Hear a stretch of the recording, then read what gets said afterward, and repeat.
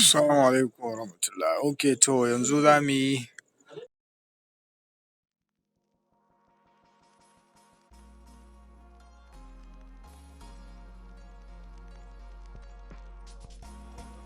zan nuna muku yadda ake amfani da wannan kuliyoyi wato catizen yadda za ku yi amfani da shi, yadda za ku yi upgrading zuwa level.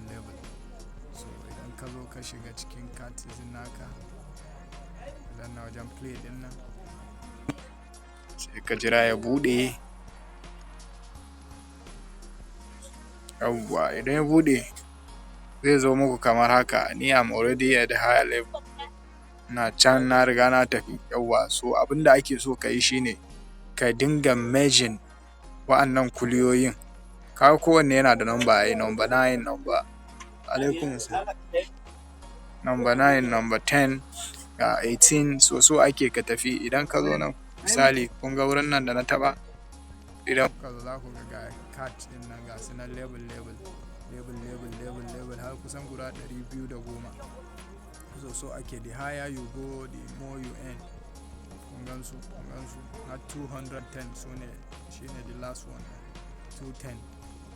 So yawan kuliyoyinka, yawan number su, ba wai yawan su ana a tare ba, yawan number su, manyan nambobi, kuliyoyi da ka tara masu manyan nambobi shine zai baka ka dinga samun wannan coin din da kuke gani inda nan din nan, inda nake cycling wajen mai kafan kuliyan nan mai 18.175 din na M.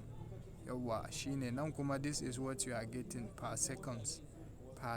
You're earning of coin din su. VKT sunan shi, VKT shine coin din su. Sannan wannan rank ɗinka ne gashi nan silver, za ka ga rank ɗinka in ka taɓa wurin. Kun gani ni ina nan na 4,181. So that is where you see your rank. So what you are needed to do is just be merging. See, if I drag this cat with number 9 to another number 9, it will give me number 10, you see. So this number 8 with number 8 is like simple mathematics, 8 plus 8, but this one is different. 8 to 8 it will give you the next number, 9 to 9 it will give you the next number. So 8 to 8 you see merge to 9, 9 to 9, 10, 10 to 10, 11. You find another one, 12 to 12. Yeah, I have 12 to 12. So I match 13 to 13. I don't have another 13.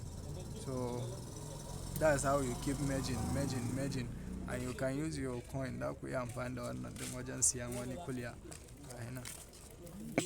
You can use it and buy. Sai ku siya kowane kuliya da kuke so.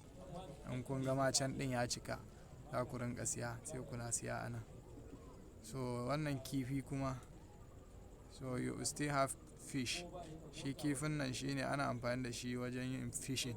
Kun ga nan akwai fishing inda ake zuwa a yi kifi, a je a kama kifi. I don't know why it's not opening.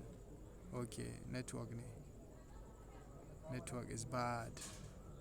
So abinda yake na yadda yake, bari in kashe bidiyon saboda kar yayi yawa, zan yi wani.